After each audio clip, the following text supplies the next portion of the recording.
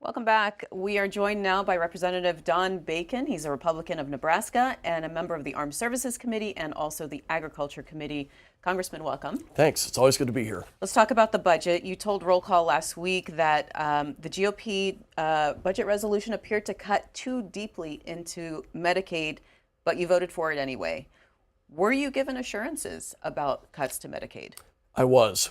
So the leadership, talking to the whip, the speaker, also the two chairmen of the areas that the cuts were big. I'll just say it that way. The unified story there was, yes, the level of cuts for the House is over here, the Senate is over here. We're going to end up somewhere in the middle. And so I was assured Which means there will be cuts to Medicaid. Yeah, but not cuts that will affect the quality of care. So, for example, they're going to add work requirements for able-bodied adults that don't have children. They're going to audit all the lists. They stopped doing that, and if you don't belong on Medicaid, they'll take you off. But they're not going to go after the quality of care, and that's the assurance I have, and it's the expectation for President Trump that will not happen either. I want to ask you about, since you're on the Armed Services Committee, you served in the U.S. Air Force for over 30 years, retired as a one-star general. Let's start with Ukraine. President Zelensky is set to come to D.C. tomorrow. President Trump has said, he's called him a dictator. He said that Ukraine started the war. We know that it was Russia that started the war.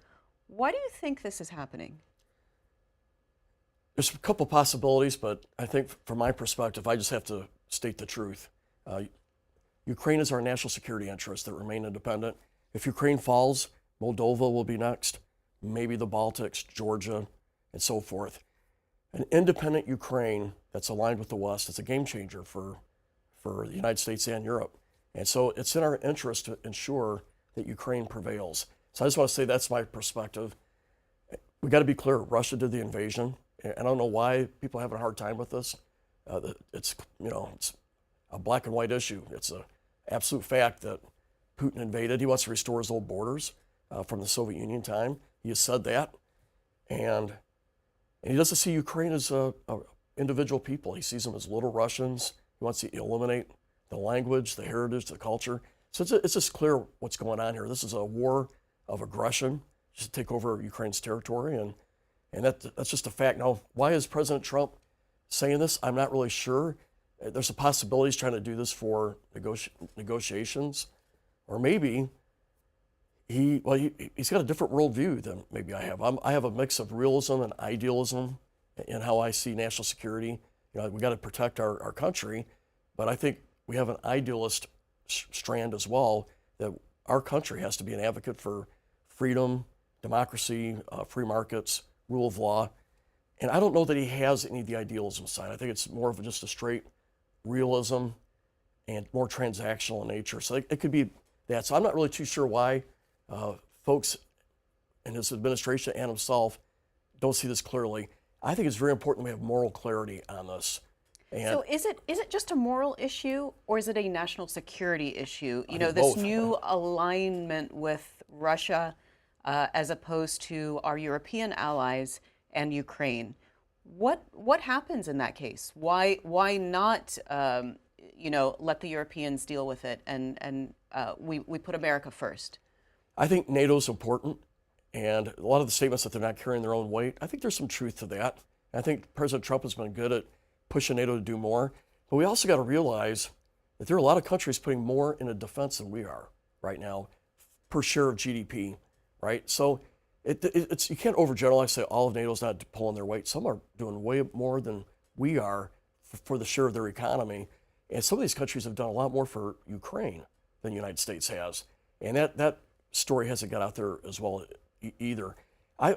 Frankly, America is the leader of the free world. We're the indispensable nation.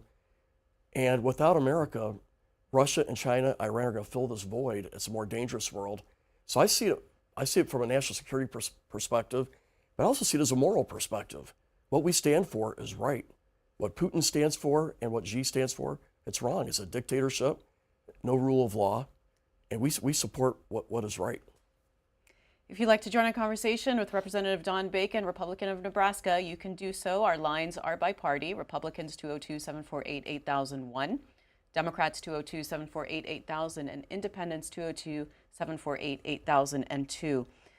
President Trump recently fired the chairman of the Joint Chiefs, General Charles Brown, or CQ Brown.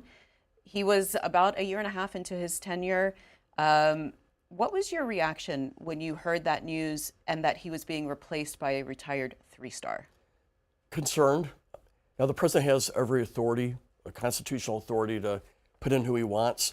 But I do think there's a level of decency that you got to state why you fire someone. There should be a firing for cause.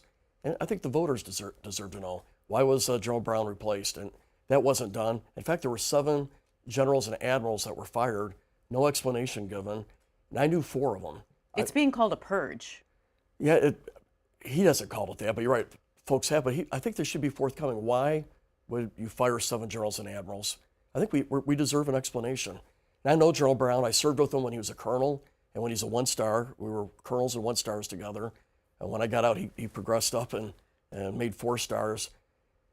I'm not aware that he did anything wrong. And I think it sends a bad message to our military that if you do what the previous president wanted, and it's lawful orders, and that's what our military does, we follow lawful orders, and then you get a new president, and he didn't like the orders from the previous president, they were going to hold these generals responsible. Yep. The military responds to the commander-in-chief. If you get a new commander-in-chief, you pivot and you do what the new commander-in-chief wants. And my impression is these generals and admirals are getting fired mainly for the behavior that was being demanded by the previous administration. I don't think that's right. Do we have the A-team in the military right now? Well, I know like the Chief of Staff of the Air Force is one of the smartest guys I've ever met. I went to school with him twice. And so I think we have great people in the military. We have a resilient military. I'm more worried about the level of decency, and the voters deserve to know, our citizens deserve to know why this decision is being made. I do think it's not normal to bring in a 3-star that has had no major command experience, no combatant command experience, no service leader command experience. So he didn't lead any of the services, was never a major commander, and never commanded at a combatant command, a joint command. Normally, to bring in a chairman of the Joint Chiefs, they have one of those 3 experiences. So on paper, I would say he's not as prepared. Now, I don't know him. Maybe he'll exceed expectations.